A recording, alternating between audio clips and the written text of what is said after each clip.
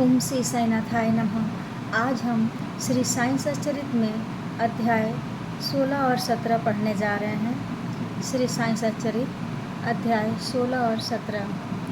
शीघ्र ब्रह्म ज्ञान की प्राप्ति, ब्रह्म ज्ञान की योग्यताएं, बाबा का उपदेश, बाबा का वैशिष्ट्य।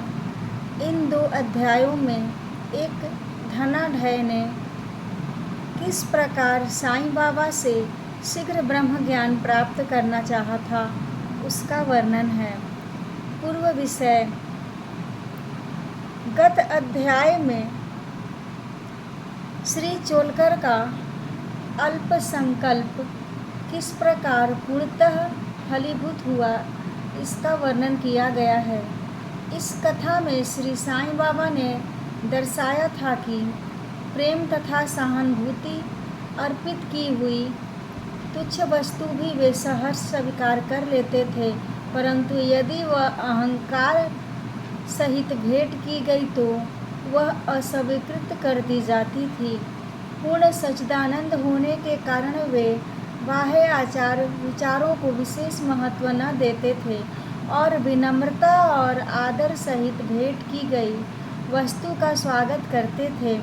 यथार्थ में देखा जाए तो सद्गुरु साईं बाबा से अधिक दयालु और हितैषी दूसरा इस संसार में कौन हो सकता है। उनकी तुलना समस्त इच्छाओं को पूर्ण करने वाली चिंतामणि या कामधेनु से भी नहीं हो सकती। जिस अमूल्य निधि की उपलब्धि हमें सद्गुरु से होती है, वह कल्पना से भी परे हैं।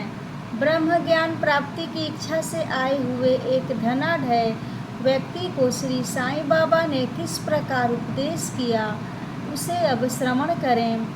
एक धनी व्यक्ति, दुर्भाग्य से मूल ग्रंथ में उसका नाम और परिचय नहीं दिया गया है, अपने जीवन में सब प्रकार से संपन्न था। उसके पास अतुल संपत्ति, घोड़े, भूमि और अनेक दास और दासियां थीं। जब बाबा की कीर्ति उसके कानों तक पहुंची तो उसने अपने एक मित्र से कहा कि मेरे लिए अब किसी वस्तु की अभिलाषा शेष नहीं रह गई है, इसलिए अब शिरडी जाकर बाबा से ब्रह्म ज्ञान प्राप्त करना चाहिए, और यदि किसी प्रकार उसकी प्राप्ति हो गई तो फिर मुझसे अधिक सुखी और कौन हो सकता है। उनके मित्र ने उन्हें समझाया कि ब्रह्म ज्ञान की प्राप्ति सहज नहीं है, विशेषकर तुम जैसे मोहग्रस्त को, जो सदैव स्त्री संतान और द्रव्योपार्जन में ही फंसा रहता है।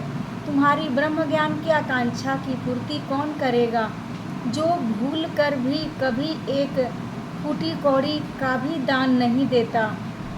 अपने मित्र के परामर्श की उपेक्षा कर वे आने जाने के लिए एक तांगा लेकर शिरडी आए और सीधे मस्जिद पहुँचे।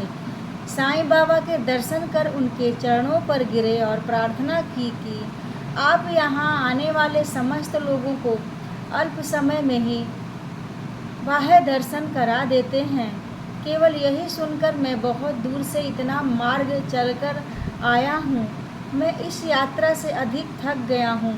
यदि कहीं मुझे ब्रह्म ज्ञान की प्राप्ति हो जाए तो मैं यह कष्ट उठाना अधिक सफल और सार्थक समझूंगा।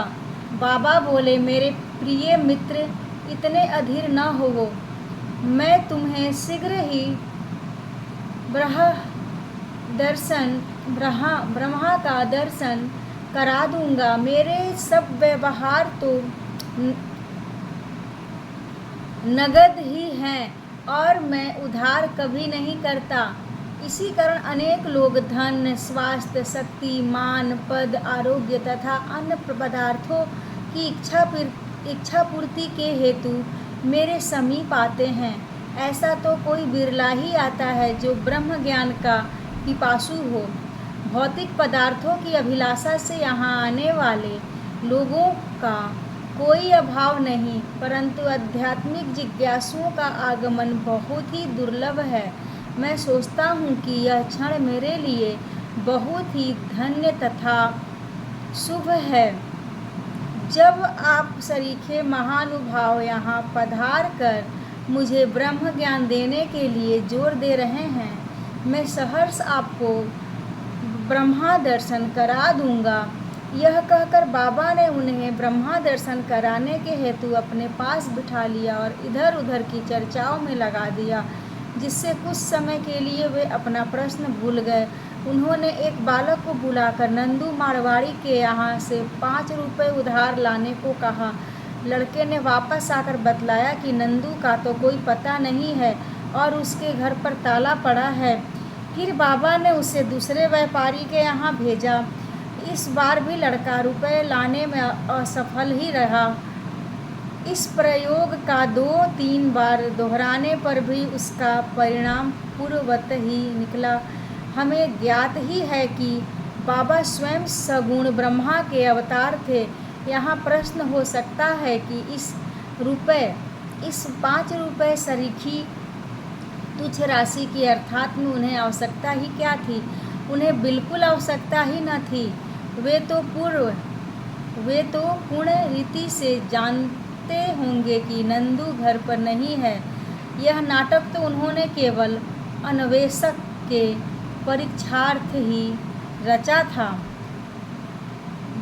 ब्रह्मा जिज्ञासु महाशय जी के पास नोटों की गड्डियाँ थीं और यदि वे सचमुच ही ब्रह्म ज्ञान के आकांक्षी होते तो इतने समय तक शांत न बैठते। जब बाबा व्यग्रतापूर्वक 5 रुपये उधार लाने के लिए बालक को यहाँ वहाँ दौड़ा रहे थे तो वे दर्शक बने ही न बैठे रहते। वे जानते थे कि बाबा अपने वचन पूर्ण कर ऋण अवश्य चुकाएंगे। यद्यपि बाबा द्वारा इच्छित राशि बहुत ही अल्प थी, फिर भी वह स्वयं संकल्प करने में असमर्थ ही रहा और 5 रुपया उधार देने तक का साहस न कर सका। पाठक थोड़ा विचार करें कि ऐसा व्यक्ति बाबा से ब्रह्म ज्ञान, जो विश्व की अति श्रेष्ठ वस्तु है, उसकी प्राप्ति के लिए आया है। यदि बाबा से सचमुच प्रेम करने वाला अन्य कोई व्यक्ति होता तो वह केवल दर्शक न बनकर तुरंत ही 5 रुपये दे देता, परंतु इन महाशय की दशा तो बिल्कुल ही विपरीत थी।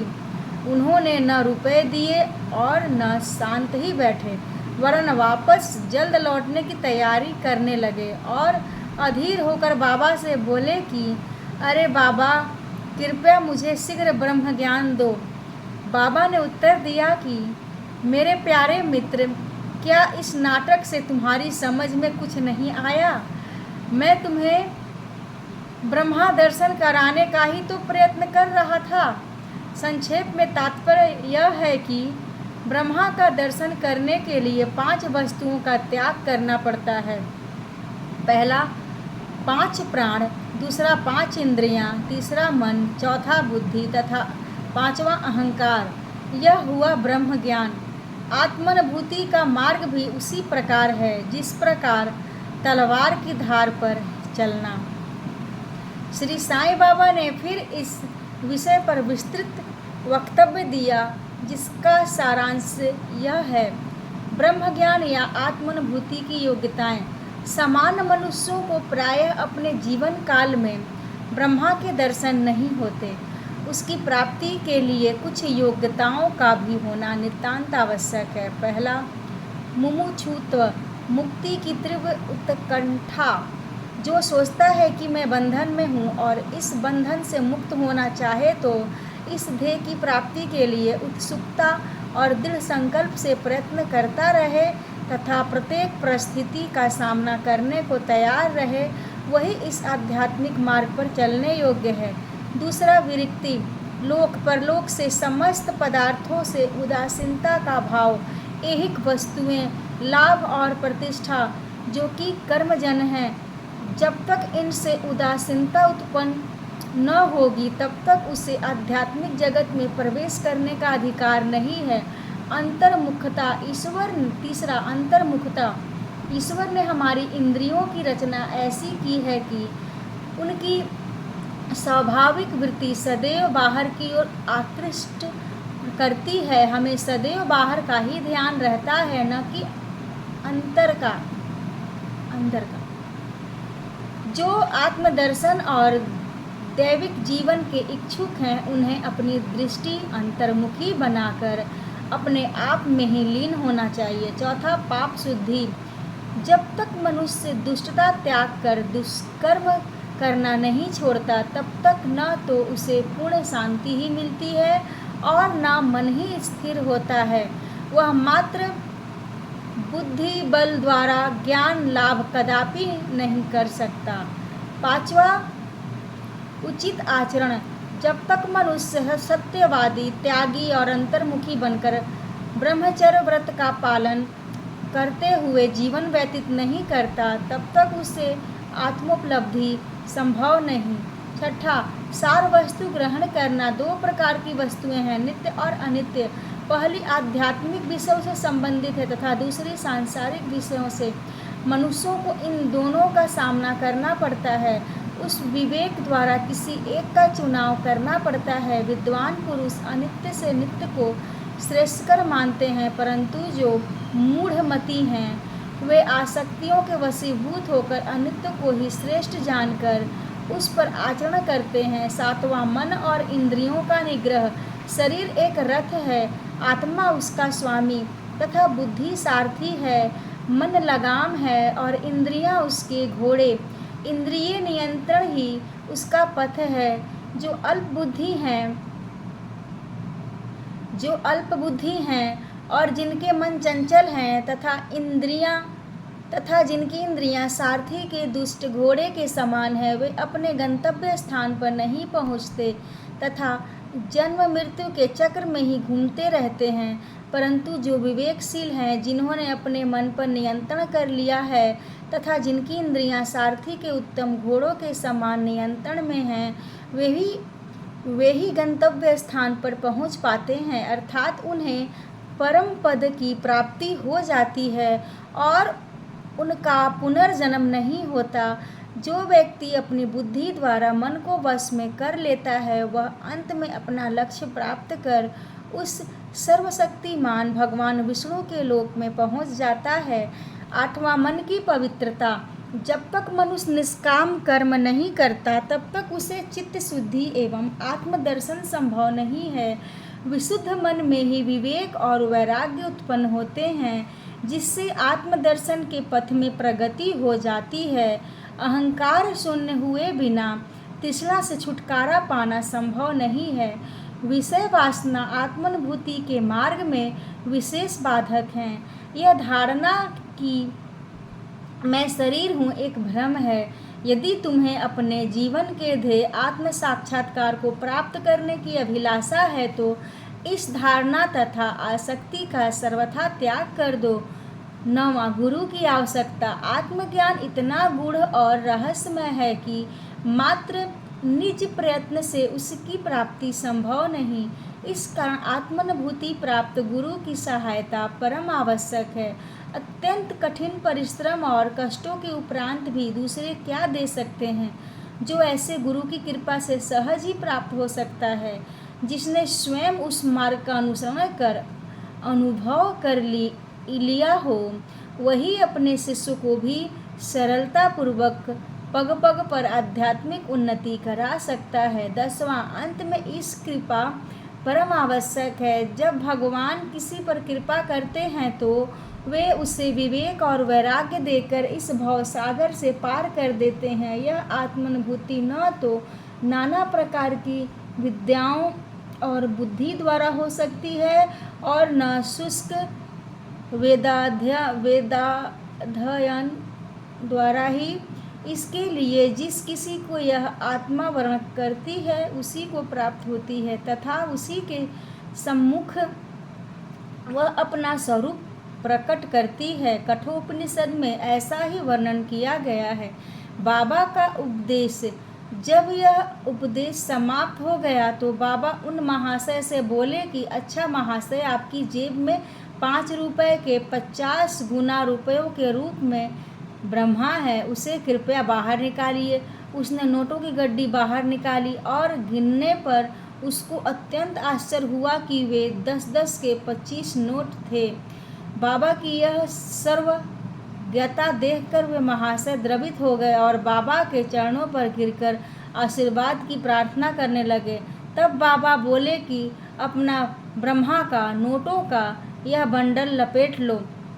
जब तक तुम्हारा लोभ और ईर्ष्या से पूर्ण छुटकारा नहीं हो जाता, तब तक तुम ब्रह्मा के सत्य स्वरूप को नहीं जान सकते। जिसका मन धन, संतान और ऐश्वर्य में लगा है, वह इन सब आसक्तियों को त्यागे बिना कैसे ब्रह्मा को जानने की आशा कर सकता है। आसक्ति का भ्रम और धन की तृष्णा दुख का एक भंवर विवर्त है, जिसमें अहंकार और ईर्ष्या रूपी मगरों का वास है। जो इच्छा रहित होगा, केवल वही इस भवसागर पार कर सकता है।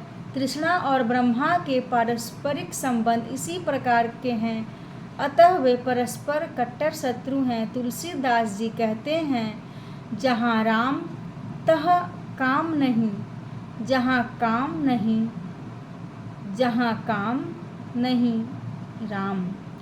तुलसी कबहू होत नहीं, रवि रजनी इक ठाम।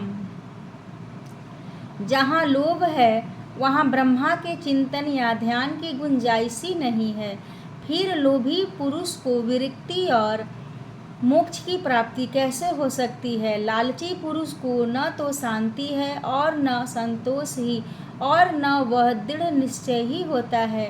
यदि कण मात्र भी लोभ मन में शेष रह जाए तो समझना चाहिए कि सब साधनाएं व्यर्थ हो गईं।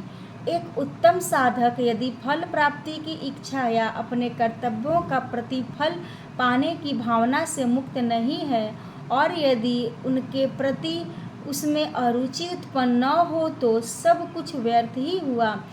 वह आत्मानुभूति प्राप्त करने में सफल नहीं हो सकता। जो अहंकारी तथा सदैव विषय चिंतन में रत हैं, उन पर गुरु के उपदेशों तथा शिक्षा का कोई प्रभाव नहीं पड़ता। अतः मन की पवित्रता अत्यंत आवश्यक है, क्योंकि उसके बिना आध्यात्मिक साधनाओं का कोई महत्व नहीं तथा वह निरादंभ ही है।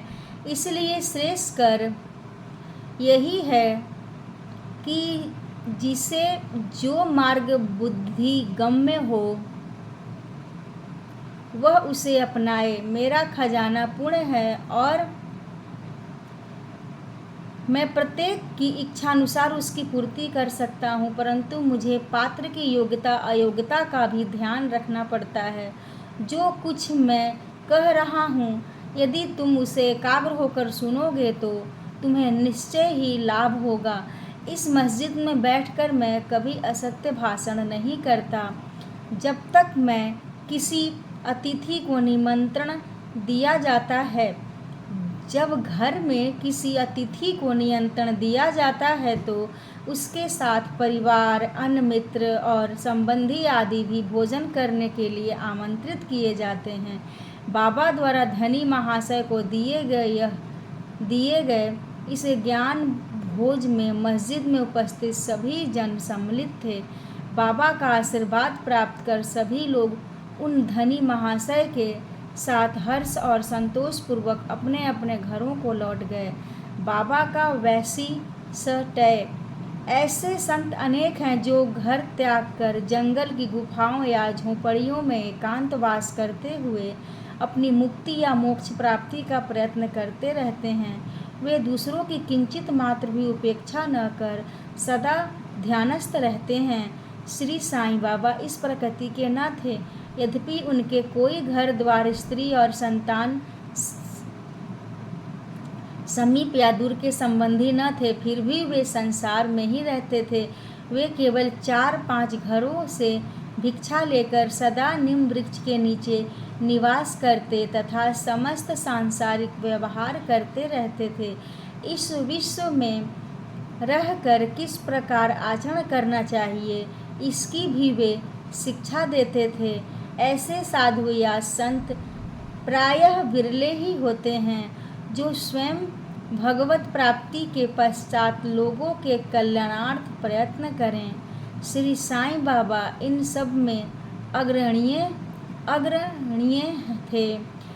इसलिए हेमाडंपत कहते हैं, वह देश धन्य है, वह कुटुंब धन्य है तथा वे माता पिता धन्य हैं, जहाँ साईं बाबा के रूप में यह असाधारण परम श्रेष्ठ अनमोल विशुद्ध रत्न उत्पन्न हुआ। श्री सद्गुरु साईनाथार्पणमस्तु। शुभम भवतु। ओम साई राम।